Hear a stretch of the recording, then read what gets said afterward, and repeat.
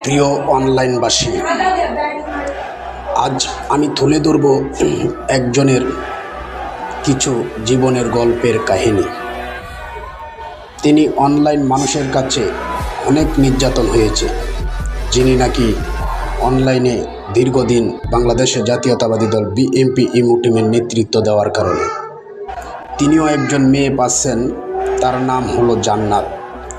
উনিও সিলেট ও সুনামগঞ্জ থেকে নেতৃত্ব দেওয়া জান্নাত বাংলাদেশের জাতীয়তাবাদী দল বিএনপি ইমু টিমে নেতৃত্ব দিচ্ছে।